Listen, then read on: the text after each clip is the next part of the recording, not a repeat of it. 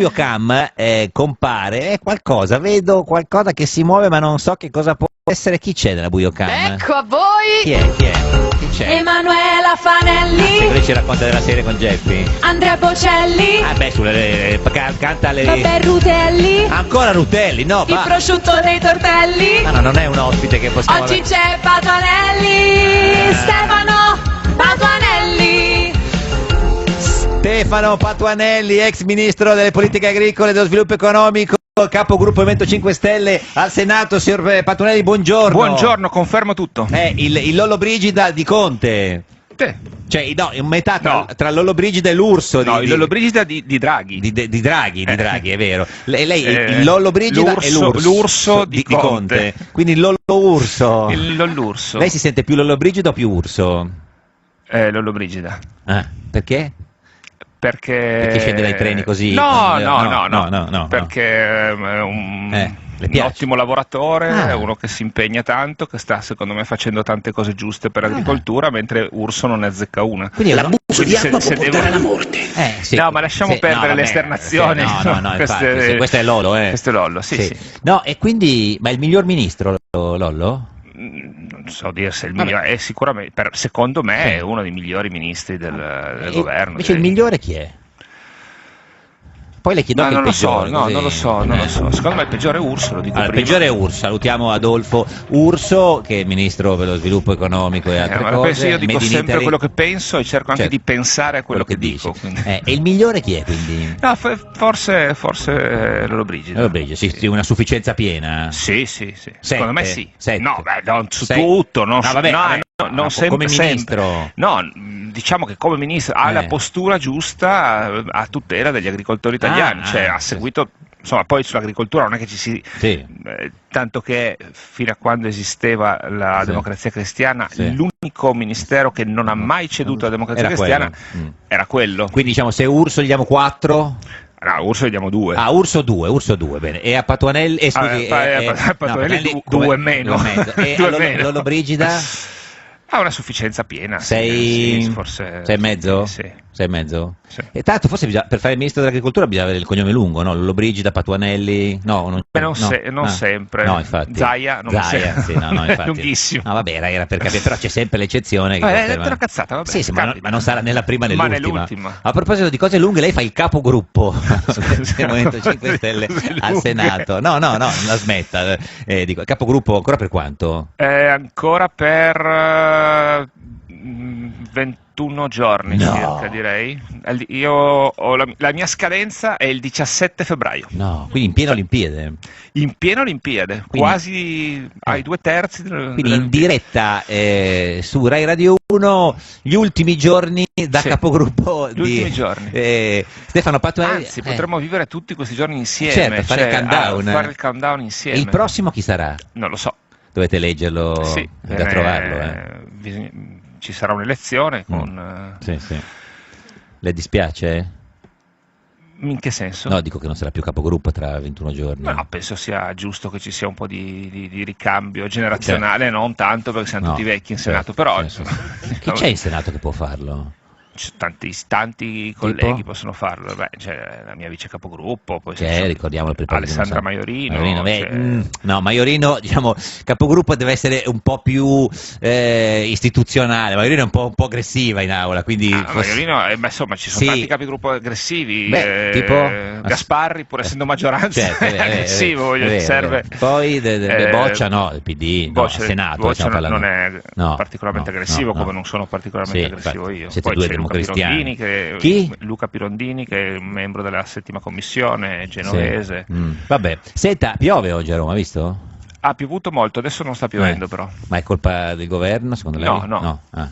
No, il governo non è ladro, è semplicemente incompetente, incapace, non ha risolto nulla dei problemi del paese in quasi 1200 giorni, anzi 1194 giorni. Pensi che tra 90 giorni, tra 3 mesi... diventa il secondo governo più duraturo della storia della Repubblica. E la colpa sarà dell'opposizione, perché di solito ci spariamo almeno 3 governi per legislatura, no? Non siete nemmeno riusciti a metterlo in crisi una volta. Certo, no, è colpa nostra. Colpa di chi, scusi? È colpa nostra, ma non della fase dal settembre 2022 a oggi. È stata colpa nostra che non abbiamo vinto le elezioni. Vabbè, quello è colpa vostra, perché non è che non avete vinto le elezioni, ricordiamo che in una legge elettorale che premiava le coalizioni voi vi siete separati. No, la legge elettorale premia le coalizioni. Le coalizioni, sì, vi siete separati, no? Siamo separati. Cioè, nel senso, alla storia passerà questa cosa, che nelle elezioni del 2020 il centrosinistra con una legge elettorale che premiava le coalizioni si è andato separato. No, nella storia passerà il fatto che il giorno dopo che abbiamo posto dei problemi politici a Draghi che non ha affrontato e quindi abbiamo deciso di non supportare più quella maggioranza, Enrico Letta, allora segretario del Partito Democratico, ha detto col Movimento 5 Stelle non ci siederemo mai al tavolo. Dopodiché perché ha fatto cadere il governo Draghi. Dopodiché i primi con cui ha fatto l'accordo di Alleanza Verdi Sinistra, che era l'opposizione del governo Draghi. Scusi, diciamo, lei ha qua dato un tema, perché il tema è: perché avete appoggiato il governo Draghi? Certo, allora se guardiamo gli errori, non sono questi ultimi 3 anni, non è forse quello di aver fatto cadere, il fatto di aver supportato. È l'errore più grave che avete fatto il Movimento 5 Stelle? Credo che sia l'errore più grave che il Movimento 5 Stelle ha fatto come forza politica. Colpa di Grillo? Cioè fu Grillo proprio che non unico responsabile, ma sicuramente la sua posizione fu... Perché Grillo era così interessato a appoggiare il governo Draghi? Ma perché riteneva che ci potevano essere delle condizioni per fare il super ministero della transizione ecologica. Cingolani fu un uomo indicato tra l'altro anche da Grillo. Grande successo, diciamo. No. Non volevo intristirla, No, infatti. No, era con solo un presente meraviglioso, un futuro radioso, dobbiamo parlare di un passato di... è che tra 90 giorni appunto diventa il secondo governo più longevo della storia. Qualcuno potrebbe dire perché non c'è l'opposizione. No.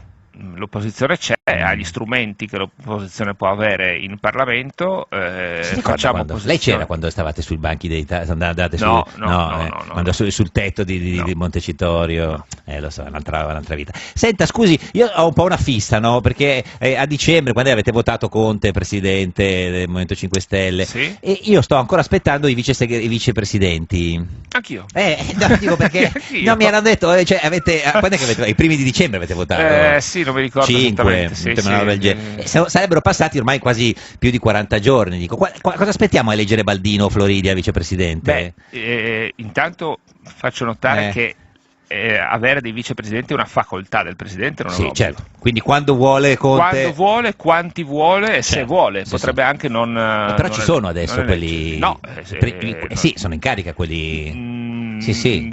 È in carica tutto, anche i probiviri, ancora Patuanelli. Però siamo in prorogazio, in attesa di una scelta. Prorogazio. È un po' una scelta del prorogazio avete fatto. No, vabbè, ci sta. Dico, ancora Toninelli nei... Sì. No, fate con calma, senza fretta. Sì, ma infatti... ma... Aiutateci! Sì, scusi, Presidente Meloni dice in qualche modo aiutatela. Vabbè, senta, invece sul referendum siete su questo? No. Siamo assolutamente convinti come forza politica, la nostra posizione è molto chiara per il no al referendum. Perché volete votare no al referendum? Sulla ci sono tante motivazioni. Quella principale? Personalmente la motivazione principale che mi porta convintamente a votare no è perché il separare la formazione, oltre che la carriera, di magistratura requirente e inquirente, cioè di chi giudica e del chi PM, accusa, diciamo, farà perdere il ruolo del PM che oggi ha. Oggi il pubblico ministero non è l'avvocato dell'accusa. È quello che deve fare le indagini anche a tutela dell'imputato, perché ha la mentalità del giudice, ragiona come un terzo e quindi in questo modo riesce a garantire che lo Stato abbia come obiettivo l'accertamento della verità, non la condanna. Facendo diventare il PM l'avvocato dell'accusa, l'obiettivo del PM sarà antitetico a quello dell'avvocato difensore. L'avvocato difensore ha come suo obiettivo non quello che il suo condannato prenda la giusta pena, ma che venga assolto. Sarà ancora più e lui invece vorrà solo che gli strumenti che avrà il PM, certo che sarà molto più giustizialista, ma gli strumenti che ha il PM non sono gli stessi dell'avvocato difensore, e questo secondo me è il motivo più profondo, difficilmente spiegabile in 3 secondi, per cui sono convinto che sia sbagliato separare le carriere. Dopodiché è chiaro che c'è anche uno... Cioè, quando voi fate questa obiezione vi viene detto detto, ma le carriere sono già separate. Infatti per questo io dico che il tema non è il passaggio di carriera, cioè, questo referendum spacciato come separazione delle carriere, le carriere sono già separate, cioè, sono 23 passaggi all'anno. La separazione delle carriere c'è già, non è le carriere che sono già separate. La separazione delle carriere di fatto c'è già, non ci sono passaggi. E allora uno dice, vabbè, è uguale, allora cosa cambia? No, proprio perché si creano due magistrature che hanno una formazione diversa. Mi preoccupa molto di più il percorso di studi che il PM farà diverso da quello del giudice, e la mente come verrà formata, che non sarà quella di un giudice terzo, ma sarà quella dell'avvocato dell'accusa, e quindi ci troveremo di fronte a PM molto più forti, molto più potenti, con processi molto spesso mediatici, per cui il giudice più di quelli di adesso, per cui il giudice a un certo punto dirà: ma sai che c'è, ma perché ho tutta l'opinione pubblica contro, tutti che chiedono la condanna di questo, perché devo assolverlo? Ma condanniamo tutti. Però non sarà più amico del PM, perché resteranno negli stessi uffici, negli stessi palazzi, non avranno gli stessi la stessa carriera, non saranno nelle stesse CSM. Difficilmente un pubblico ministero e un giudice hanno studiato nella stessa università, visto che vengono spostati ciclicamente, cambiano città, e avranno comunque una relazione, ma poi vengono mi dica mi dica capogruppo, vengono citati a sproposito casi giudiziari da parte del centrodestra. Garrasco, cioè i casi di cronaca, Tortora. Tortora è il chiaro esempio in cui il massimo caso di mala giustizia italiana, di mala giustizia, di errore giudiziario, ma che dimostra come ci sia una totale indipendenza tra il pubblico ministero e i giudici. Perché è stato assolto alla fine in terzo grado, cioè dopo che i PM inizialmente i giudici hanno accolto le istanze del pubblico ministero, e poi c'è stato invece il collegio di Cassazione che ha decretato il rinvio in appello. Lo stesso Berlusconi ha avuto tantissimi processi, tantissime volte è stato prima condannato e poi assolto. Quindi questo dimostra che secondo lei qual è il vero obiettivo di questa riforma? Il vero obiettivo è garantire che, staccando da un corpus totalmente indipendente che è quello della magistratura, una parte, quella parte sia molto più facilmente condizionabile dalla politica. Cioè il pubblico ministero sotto il pubblico Ministero della Giustizia. Sotto il Ministero della Giustizia. Il modello francese, lo dicono sempre anche in Francia, ma in Francia infatti è così. Secondo noi funziona molto meno l'approccio della giustizia, non la giustizia, perché tanto questo referendum non è che avremo più giudici, più cancellieri, più ufficiali, no? Cioè, dal punto di vista della velocità del processo, del giusto processo, non cambierà assolutamente niente. Senta, ma alla fine poi, cioè, perché tutto questo si voterà sulla riforma della giustizia o sì o no a Giorgia Meloni? Io penso che ci sarà una parte di chi va a votare che andrà convintamente per il sì o per il no a votare, e poi ci sarà anche una parte di cittadini, una parte di elettorato che deciderà di andare al voto per dare un segnale da una parte. Ma voi dal punto di vista politico suggerirete di votare contro il governo o di votare contro la riforma? Noi stiamo suggerendo di votare contro questa riforma e contro quest'idea di giustizia del governo. Il governo continua a dare la colpa di tutto quello che succede nel paese ad altri, alle opposizioni, a co-governato prima. Ma poi con i conti che abbiamo trovato. Però dopo 3 anni e mezzo e 4 leggi di bilancio, se non hai fatto niente vuol dire che non hai manico. Quantomeno vuol dire che anche tu non hai manico, nel senso, che non hai capacità, che non riesci, non hai il volante tra le mani. Stanno guidando senza mani? Sì, stanno guidando senza mani, ma stanno guidando con gli occhi bendati, c'è un pilota automatico che porta il paese in una direzione, no? Perché è molto bello andare, non so, al Forum Ambrosetti o a Davos da ministro dell'economia. All'Ambrosetti a Davos no. Il ministro dell'economia di questo governo che va lì e prende la pacca sulle spalle di tutte le agenzie di rating, di fondi, dopodiché però a pagare sono i cittadini. Senta, pronostico sul referendum come finisce secondo lei? Secondo me, io non faccio un pronostico, ma credo che sia contendibile, come si usa dire. Per Conte dice, io credo che gli ultimi dati... Conte, contendibile, quelli del PD dicono è slainibile, cosa vuol dire? Nel senso che non è un risultato scontato, né in un senso né nell'altro. Ma credo che sarà una forbice molto... Non saprei dire se vince il sì o il no, penso che faremo di tutto perché vinca il no, sono convinto che ce la si possa fare.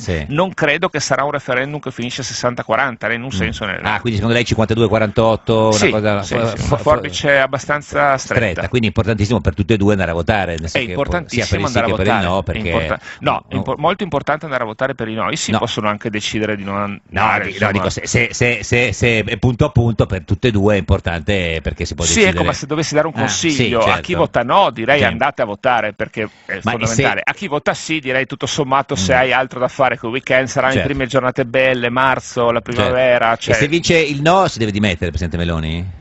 Io credo che non lo farà, non credo che sarà questo all'ordine del giorno, penso che avrà un significato politico forte, ed è anche vero che questo è un referendum su un disegno di legge approvato, di riforma costituzionale approvato in 4 letture, proposto dal governo. Senta, e quindi in qualche modo non mi ha detto se si deve dimettere secondo lei in quel caso.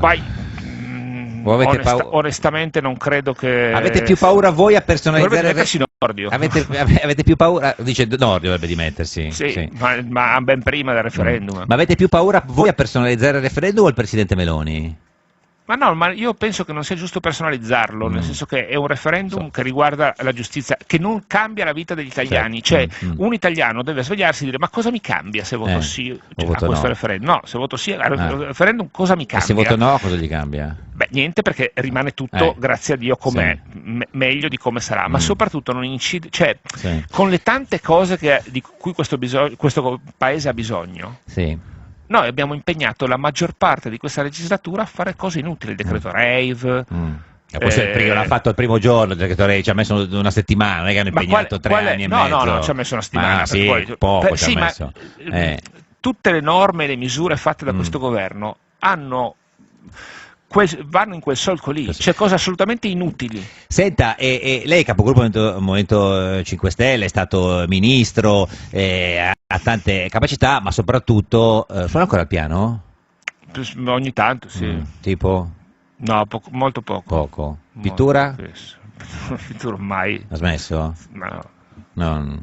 Poco, cosa? Non riesco a fare niente, sono qua dalla domenica sera al venerdì. A capogruppare, però è un grande cantante. No, neanche. Mi piace molto cantare, non sono un grande cantante, però sa che non sono per niente un bravo. Giorgio Mulè, che è il portavoce del SIDI di Forza Italia, ha cantato settimana scorsa l'inno del no, si è inventato una canzone e bisognerebbe in qualche modo rispondergli con non dico l'inno del no, ma con una canzone che invoti, cioè rispondere pan per focaccia, diciamo. Ce l'abbiamo? Non lo so, me lo chiedo lei, ce l'hai preparata, certo. No, sì. non l'ho preparata. Ha tirato fuori come faceva Buffagni quando aveva le nomine, mi ricordo veniva qua con le nomine in tasca, lei ha tirato fuori la nomina. Su che canzone vogliamo fare? Lei canta molto bene le canzoni italiane. Tempo di morire. Va bene? Vada, lei. La risposta del no al sì cantato di Giorgio Mulè e Stefano Patuanelli. Cantiamo insieme, no, canti lei, perché è lei che vota no. Votiamo no. Votiamo no. Votiamo no. Votiamo no. No al referendum per non separare le carriere del CSM, per non sorteggiare. Votiamo no. Votiamo no. Votiamo no. Stefano Patuanelli, capogruppo Movimento 5 Stelle, mi è piaciuta molto una metrica. Ma l'interpretazione anche sofferta proprio, cioè si è calato nella sofferenza battistiana. Certo, Battisti insomma era un po' leopardiano. Certo, un sì, quindi ci si è sentito proprio. Mi sono molto immedesimato. Certo. Grazie Giubilei, arrivederci. Ciao. Niente, lei è d'accordo con tutti, signor Patuanelli? Perché? No, anche con Giubilei, comunque ideologo del io ho idee completamente diverse diverse da quelle di Giubilei, ma non è che per questo dobbiamo prenderci a pugni o insultarci. Tra l'altro ha sentito... Grazie davvero. No. Scusi, ma lei che vota? È cambiato. Ha fatto una scazzottata Conte, abbiamo sentito prima, aspetti, guardi, senta cosa ha detto Giuseppe Conte, senta, arriva, proprio qui un attimo. Ha fatto una scazzottata, nulla di grave. Ma quando l'ha detta questa cosa?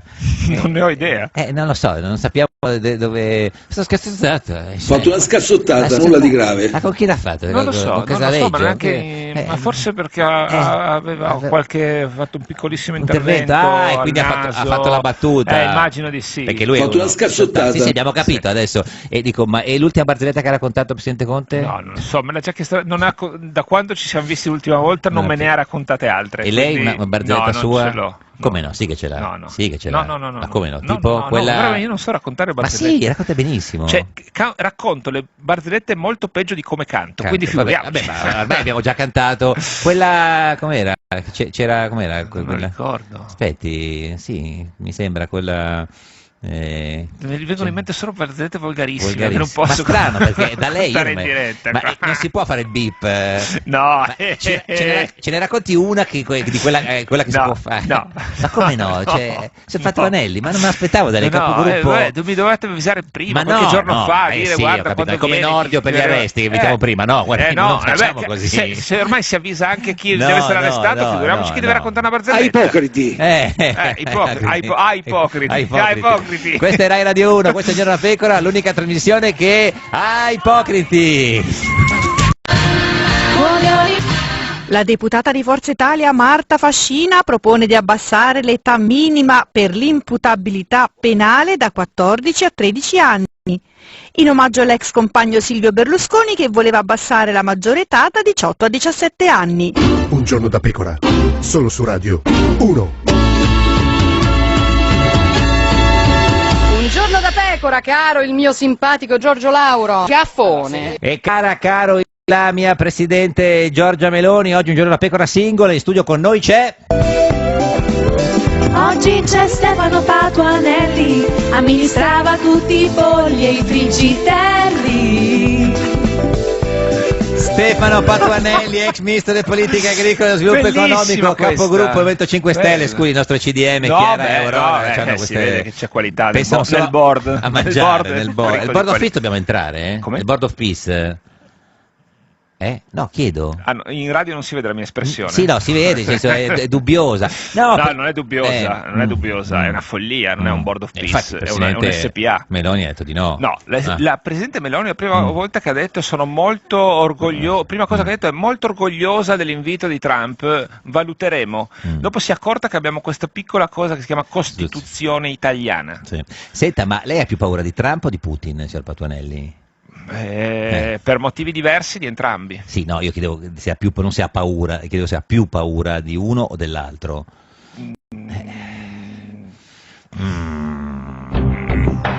No, non so.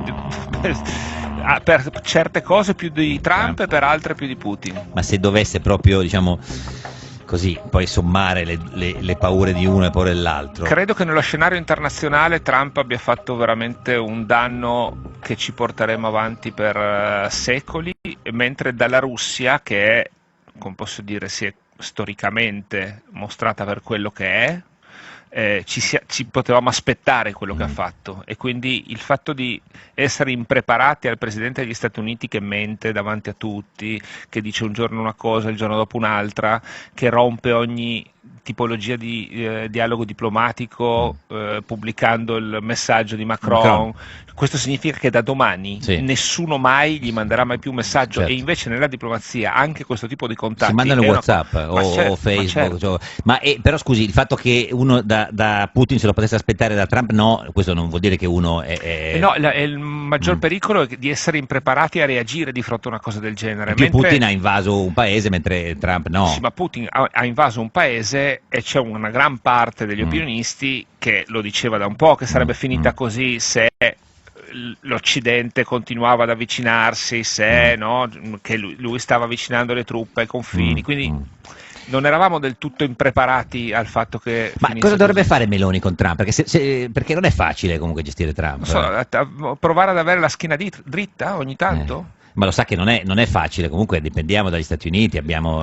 Però bisogna anche rendersi conto che chi è il Presidente del Consiglio del nostro Paese dovrebbe difendere per primo gli interessi del nostro Paese e non a prescindere dire di sì a tutto. Se lo ricorda che andava d'accordo con Conte, lo chiamava addirittura Giuseppi. Allora, assolutamente sì, e significa che con degli alleati, a parte che la prima amministrazione Trump era molto diversa da quella di oggi, ma con gli alleati è normale avere e cercare di avere i migliori rapporti possibili. Dopodiché io ricordo a tutti, lo sto dicendo ogni volta che mi dicono questa cosa del rapporto che c'era tra Giuseppe e Trump, che in governo Conte è stato il governo della via della seta, dell'accordo con i cinesi, che Trump non voleva in nessun modo. Questo significa avere un rapporto da alleati, ma curare gli interessi del tuo paese. Poi si può dire che l'accordo sulla via della seta era giusto, era sbagliato, però l'abbiamo fatto con Trump presidente degli Stati Uniti. Presidente Meloni, sente che le fa una domanda su cosa deve fare lei allora. Dobbiamo assaltare i McDonald's? No, chiedo, la domanda che ha fatto il Presidente. Dico. Saltando i McDonald's... È tutto vero, lo dico, non c'è nessuna intelligenza artificiale in questo programma.